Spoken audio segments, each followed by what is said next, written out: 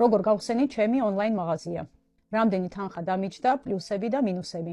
ვეცდები ძალიან მოკლედ მოგიყვეთ. პირველ ეს არის იდეა, საიდან მომივიდა იდეა.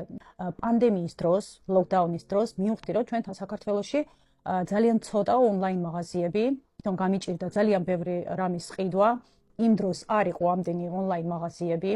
და სად არის გარანტიები, რომ ისევ არ მოხდეს სხვა პანდემია და ისევ ჩვენ ვიქნებით ყველა ეს ჩაკეტილები, მაგ დროისთვის, რომ მე მქონდეს ჩემი ონლაინ მაღაზია, ძალიან კაი იქნება. ჩამიჯდა ეს იდეა, ძალიან ბევრს ვფიქრობდი, მაგრამ მეგონა რომ დიდი თანხა დამჭირდება დასაწყისისთვის და ვერ ვრისკავდი. დავიწყე ნელ-ნელა სწავლა YouTube-ზე, ბევრი უფასო ტრენინგები იყო, ბიზნესმენების ლექციებს ვუსმენდი, პატარა ბიზნესის მფლობელების რჩევებს ვუსმენდი და მივხვდი, რომ დიდი თანხა სულ არ არის საჭირო, თავარია დაიწყო. ახლა ვიფიქრე რა გავყიდო. ვისი ონლაინ მაღაზია მექნება. რადგან დიდი ხანია ვიყენებდი მეზოროლერს, ეს არის სახის მასაჟორი. არა მარტო მე, ჩემს მეგობრებსაც მივაჩვიე მეზოროლერზე, ვიცოდი რომ კარგი შედეგი აქვს ამ სახის მასაჟორს. ვიფიქრე, არ იქნება ცუდი ამის გაყიდვა ჩვენთან საქართველოში. დავიწყე ძებნა, თუ რომელ ონლაინ მაღაზიას აქვს მეზოროლერები გაყიდვაში. მოჩნდა რომ ძალიან ცოტა, სულ 2 მაღაზიას ჰქონდა მეზოროლერები და ეგეც არ იყო მთავარი გაყიდვების პროდუქტი ამ ონლაინ მაღაზიების. და მივხვდი რომ მეზოროლერების გაყიდვა არის ძალიან კაი იდეა. ერთ-ერთ უფასო ონლაინ გაკვეთილზე გავიგე რომ სანამ დაიწყებთ გაყიდვებს, ჯობია უკვე გახსნათ თქვენი ონლაინ გვერდი და დაიწყოთ დარეკლამება იმ პროდუქტის, რისი გაყიდვაც გინდათ. არა გაქვთ ჯერ არაუშავს მაინც დაიწყეთ რომ ნახოთ ღირს თუ არა, არის მოთხოვნა თუ არ არის. შეხედეთ თუ არის მოთხოვნადი თქვენი პროდუქტი, მაშინ უკვე შეუკვეთეთ და დაიწყეთ გაყიდვები.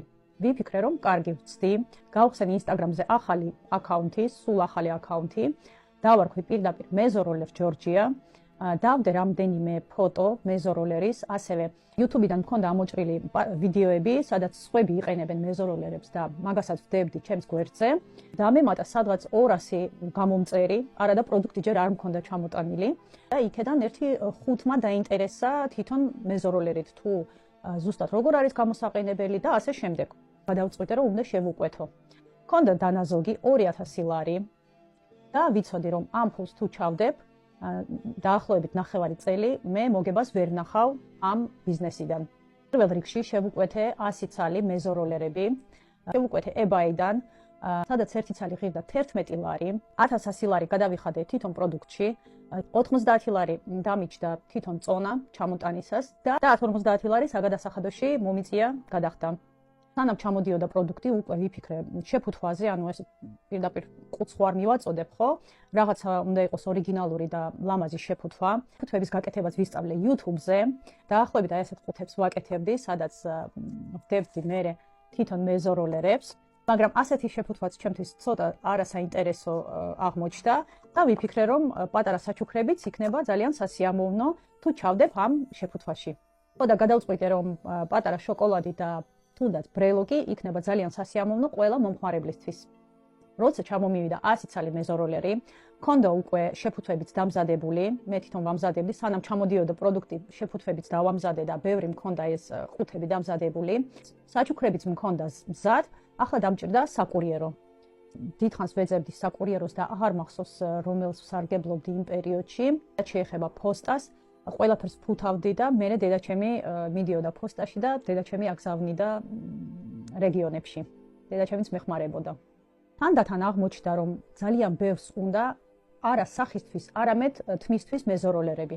მე კიდე მქონდა ყველა 100 ცალი პატარა ზომა, ანუ რომელიც არის სახისთვის განკუთვნილი. გადავწყვიტე თმისთვის შევუკვეთო და ვიფიქრე გავაკეთებ ეკონომიას და შევუკვეთე AliExpress-დან. შევუკვეთე დიდი ზომები, თმის მეზოროლერები 100 ცალი. და ყველაფერი მთლიანად დამიჯდა 800 ლარი. მაგრამ ჩამოვიდა მთლიანად ბრაკი. არც ერთი ცალი არ ვარგოდა. უბრალოდ აიღეს აი ესე მეზოროლერები ყველანაირი შეფუთვის გარეშე ჩაყარეს პარკში და ესე გამომიგზავნეს. ყველა იყო გატეხილი, დალეწილი, დაახლოებით აი ასე ჩამოვიდა სულ ყველა. რა თქმა უნდა მივწერე მე გამყიდველს და მოვთხოვე ჩემი თანხა უკან, მაგრამ მომწერე თქვენ მიიღეთ პროდუქტი და თუ არის ცუდად ჩამოტანილი, ეს არის გადამზიდი კომპანიის ბრალი და არა ჩვენი. მე თვითონ AliExpress-მა დამეხმარა თანხის დაბრუნებაში და მხოლოდ 9 დამიბრუნეს. ანუ 400 ლარი. 400 ლარი დავკარგე. ისეთ გაბრაზებული ვიყავი, რომ მთლიანად ის პარტია გადავაგდე, პირდაპირ ნაგავში გადავყარე, ისეთ ემოციებზე ვიყავი. დავტოვე 1-3-4 წელი იმისთვის, რომ გადავიღო რაღაც ვიდეოები და ბუტაფორია მქონდა რეკლამისთვის. სწავლობდი, როგორ არის სწორი ვიდეოს გადაღება თვითონ შენი პროდუქტის, როგორ უნდა გადაიღო ლამაზი ფოტოები, როგორი ფონი უნდა გქონდეს, სწორი განათება როგორ უნდა იყოს. მოკლედ, ამას ყველაფერს ვსწავლობდი YouTube-დან.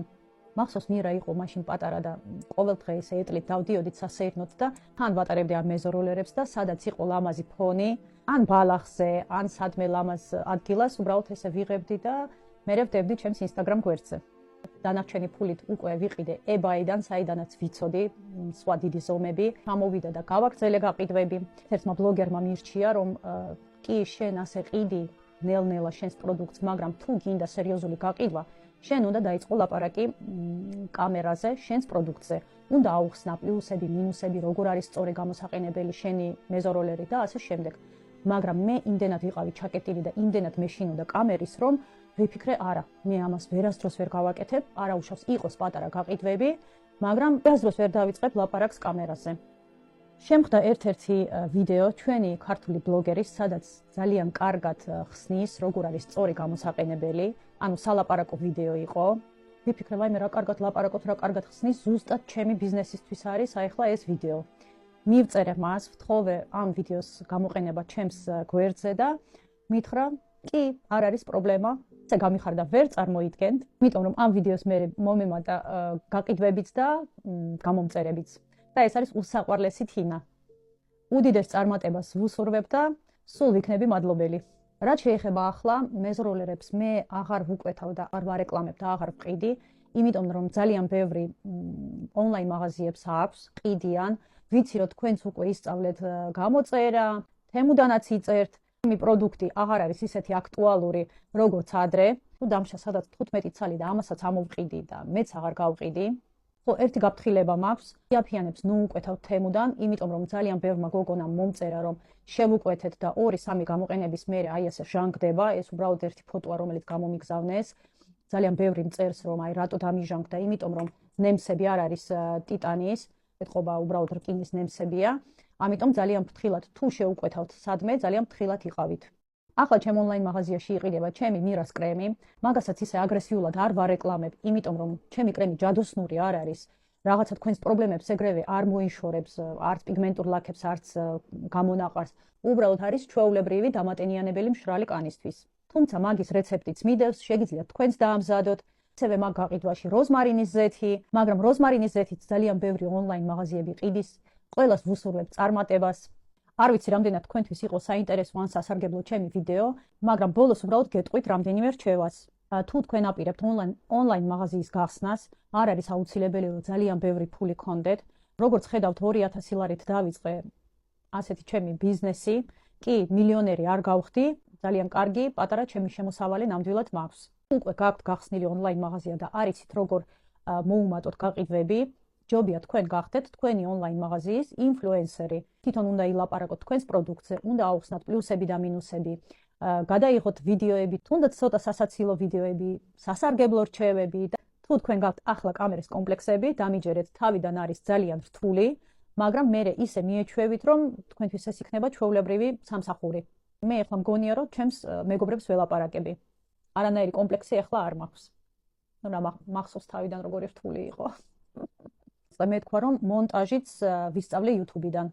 ყველა პატარა ონლაინ მაღაზიას ვუსურვებ წარმატებას, ნუ გეშინიათ. ყველაფერი თქვენს ხელშია. დაიწყეთ დღესვე. დღესვე აი ესე ჩართეთ კამერა და ილაპარაკეთ თქვენს პროდუქტზე. მე მგონი აქ აღარ ჩაეტევა და აუცილებლად მოგიყვებით ჩემი პირველი გამოცდილება ბარტერზე, როგორ გავუგზავნე ჩემი პროდუქტი ბარტერზე ერთ-ერთ ბლოგერს და რა შედეგი ვნახე. მადლობა რომ იყურებთ.